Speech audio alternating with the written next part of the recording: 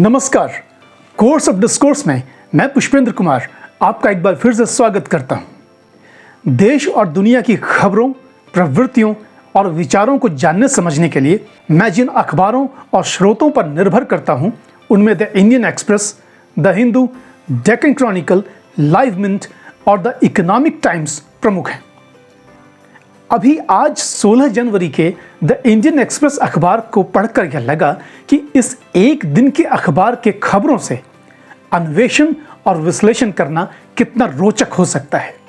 आइए आरंभ करते हैं।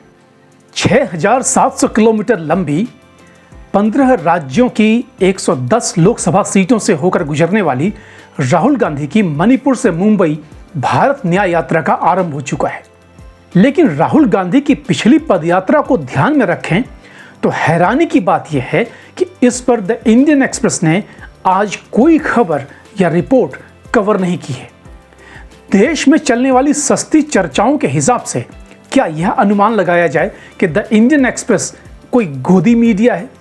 दरअसल भक्त अंधभक्त गोदी मीडिया जैसे तंज रचनात्मकता और विकल्प को लेकर आत्मविश्वास के अभाव और हताशा ही नहीं है, बल्कि स्थापित सिंडिकेट्स के बिखरने का भी संकेत है। वैसे भी जिन्हें पत्रकारिता के मानकों का थोड़ा बहुत अनुमान है, वे जानते हैं कि द इंडियन एक्सप्रेस अपने जर्नलिज्म ऑफ करेज को लेकर संजीदा रहा है। तो क्या कारण है कि राहुल गांधी के यात्रा की खबर को इस अखबार में आज के दिन जगह नहीं मिली? मुझे लगता है कि इसका कारण पिछली भारत जोड़ो यात्रा से राहुल गांधी और कांग्रेस की पॉलिटिकल पोजीशनिंग में कोई विशेष बदलाव का नहीं आना है। पिछली भारत जोड़ो यात्रा के बाद भले ही कांग्रेस ने पहले कर्नाटक और फिर अभी बीते दिसंबर में तेलंगाना में सरकार बनाई हो, लेकिन इस तथ्य को अनदेखा नहीं किया जा सकता है कि इन दोनों ही राज्यों में काबिज सरकारों के विरुद्ध एंटी इनकम्बेंसी यानी सरकार विरोधी मत हावी था और कांग्रेस को उस अवसर का लाभ मिला। सवाल यह है कि आखिर क्यों राजस्थान और छत्तीसगढ़ में कांग्रेस अपनी सरकार नहीं बचा पाई, जिसके विरुद्ध एंटी इनकम्बेंसी यानी सरकार विरोधी रुझानों को कमजोर समझा गया था।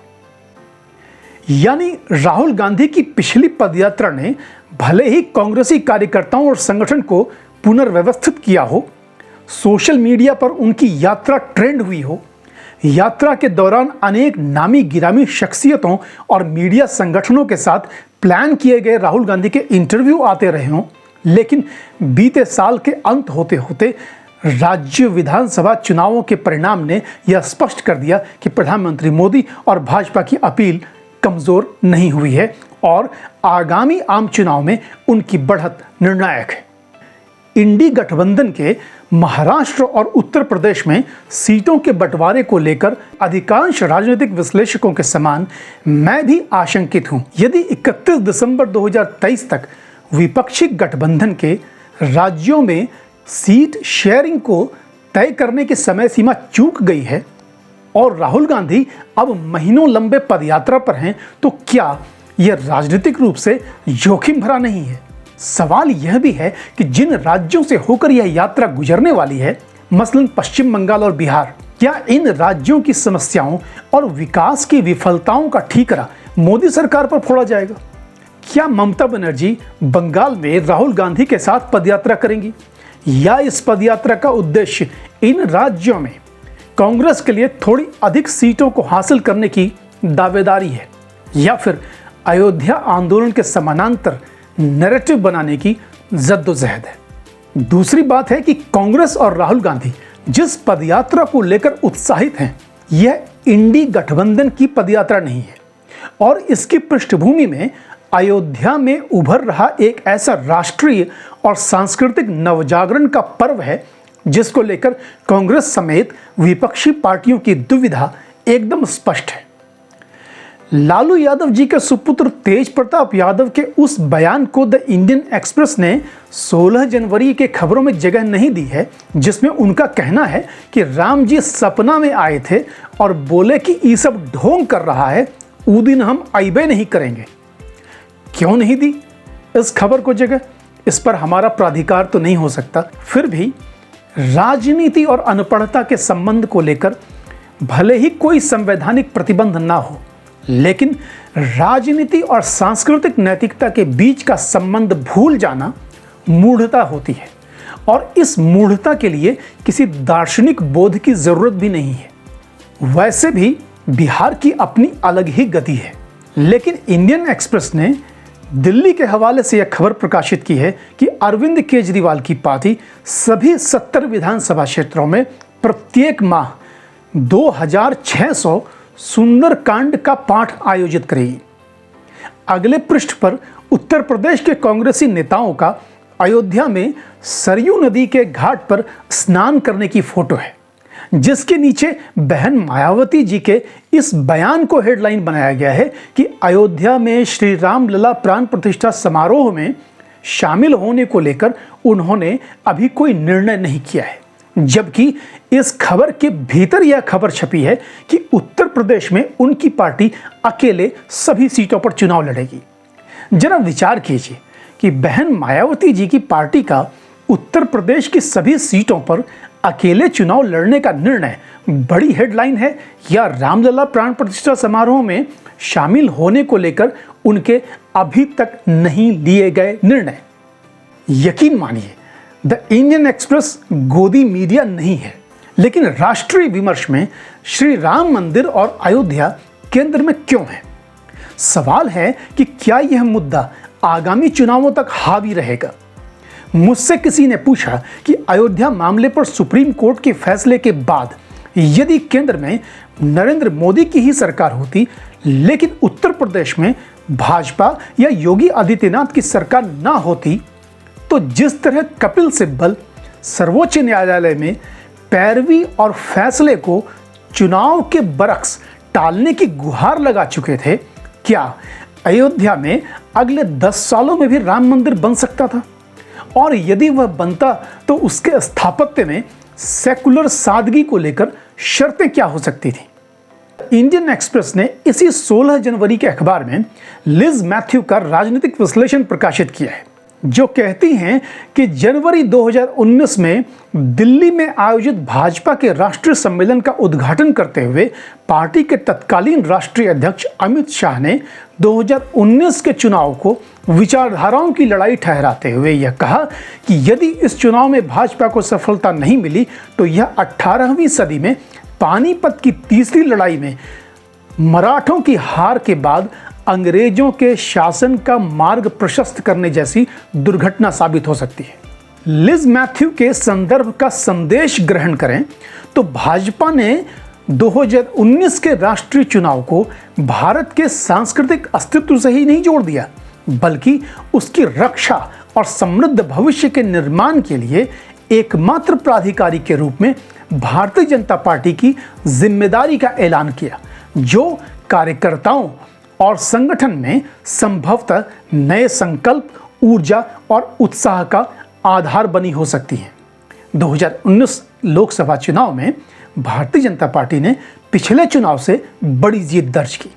लिज मैथ्यू का आकलन सही है कि 5 साल के बाद एक बार फिर प्रधानमंत्री मोदी ने श्री रामलला मंदिर प्राण प्रतिष्ठा के लिए जिस 11 दिनों के शुद्धिकरण और अनुशीलन व्रत के पालन का ऐलान किया है और जिस सुनियोजित योजना के तहत पूरे देश में अयोध्या आंदोलन को प्रत्येक परिवार तक पहुंचाया और उससे जोड़ा जा रहा है, 2024 का आम चुनाव सांस्कृतिक राष्ट्रवाद के गौरव और भविष्य का चुनाव बन जाएगा, जिसमें भाजपा और प्रधानमंत्री मोदी का विकल्प होना न संभव है और इस विकल्प के लालच को खारिज करना साहस ही कहा जा सकता है।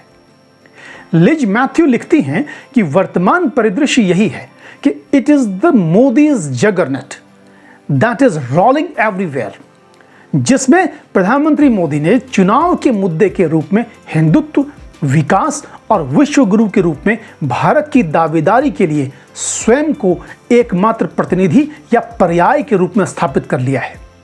यहां पर मैं द प्रिंट में शेखर गुप्ता के उस आलेख का संदर्भ लेना चाहता हूं, जिसमें उन्होंने कहा कि अमित शाह और मोदी की भाजपा ने राष्ट्रीय राजनीति में पंथिक संस्कृति यानी धर्म आधारित संस्कृति, राष्ट्रवाद की पहचान और राष्ट्रीय सुरक्षा के 3 स्पष्ट मुद्दों को जिस तरह से स्थापित और परिभाषित किया है, इनमें से प्रत्येक मुद्दे पर कांग्रेस भटकी हुई दिखती है। कोई भी मतदाता पूछेगा कि कांग्रेस या विपक्ष द्वारा प्रस्तावित हर महीने पेंशन, भत्ते या मुफ्त वाली योजनाओं के बदले में मेरे इष्टदेव यानी भगवान, मेरे राष्ट्रीय गौरव या फिर मेरे परिवार या देश की सुरक्षा के आश्वासन के साथ समझौता किया जा सकता है क्या? मैं स्पष्ट हूं कि चाहे नेहरूवियन सेकुलरिज्म हो या मंदिरों में जनेऊ लटकाए और भभूत लपेटे राहुल गांधी का सेकुलरिज्म, इस सेकुलरिज्म को लेकर कांग्रेस भयावह दुविधा में है और अधिकांश राजनीतिक विश्लेषकों ने सोनिया गांधी जी, खड़गे और अधीर रंजन चौधरी का अयोध्या निमंत्रण ठुकराने को एक ऐतिहासिक भूल और भाजपा के सांस्कृतिक राष्ट्रवाद का सियासी उत्तर बनने के अवसर को गंवाने वाला टिनर ठहराया है। शेखर गुप्ता अपने आलेख में 2 और निष्कर्ष रखते हैं। वे कहते हैं, आई कोट, वैकल्पिक दृष्टिकोण पेश करने की जगह केवल प्रतिक्रियावादी होने से विपक्ष किसी मजबूत व लोकप्रिय सत्ताधारी दल को हरा नहीं सकता।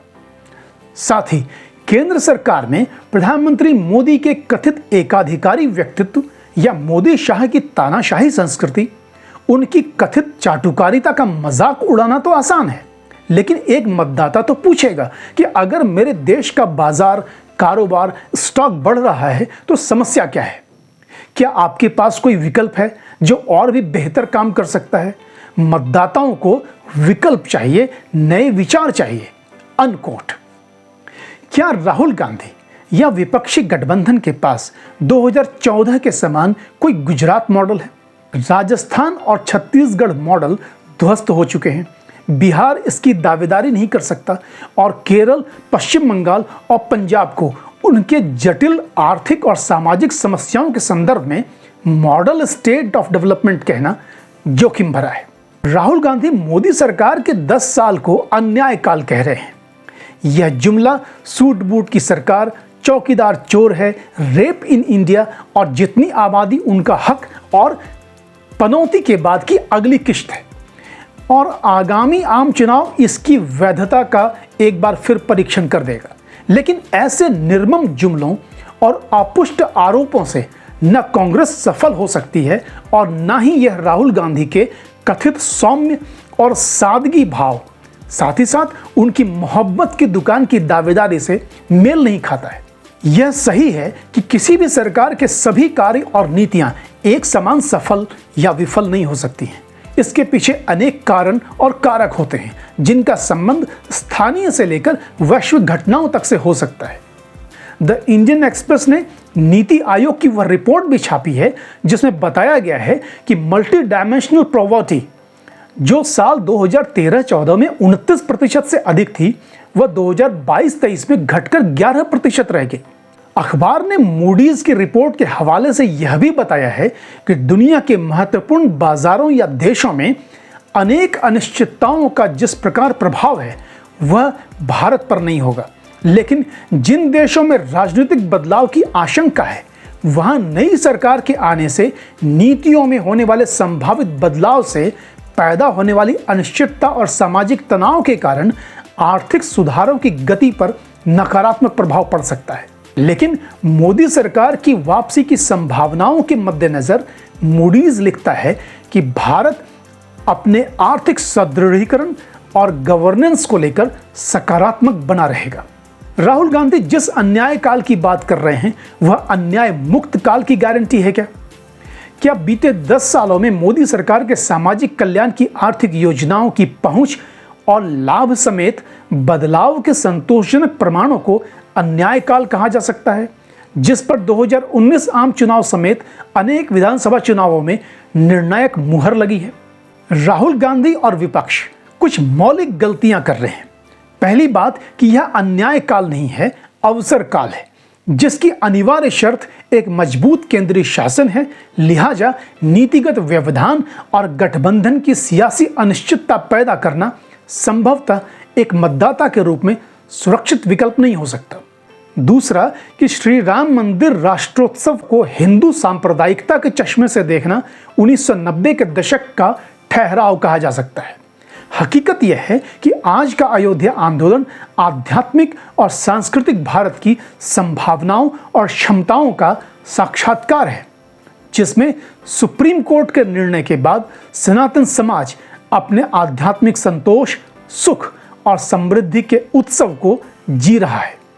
तीसरी बात कि भाजपा के सांस्कृतिक राष्ट्रवाद, डेवलपमेंट और लाभार्थी वर्ग की आशाओं और भारत के बढ़ते वैश्विक आदर और प्रधानमंत्री की वैश्विक छवि के ताकतवर नैरेटिव के समानांतर विपक्ष की अपनी ताकत और भरोसा पैदा करने वाले वैकल्पिक प्रस्तावों के इन दो खेमों में कौन अपने नैरेटिव को अगले 4 महीने तक जीवित नहीं बल्कि जीवंत बनाए रखता है, यह परखा जाना बाकी है। उधर मोदी की गारंटी आज की राजनीति में एक नया शब्द प्रयोग है, जिसे भाजपा ने अपने घोषणा पत्र या संकल्प पत्र से कहीं बड़ा बना दिया है। यह व्यक्ति केंद्रित राजनीति कही जा सकती है, लेकिन इस एक दिन के 16 जनवरी के इंडियन एक्सप्रेस अखबार को पढ़कर यह लगता है कि राष्ट्रीय राजनीति में भाजपा और मोदी का विकल्प शायद कोई दूसरी भाजपा या कोई दूसरे मोदी ही हो सकते हैं। आप भी विचार करें। आपने द कोर्स ऑफ डिस्कोर्स देखा, इसके लिए आपका बहुत बहुत धन्यवाद। कोर्स ऑफ डिस्कोर्स को लाइक, सब्सक्राइब और शेयर कीजिए। नमस्कार।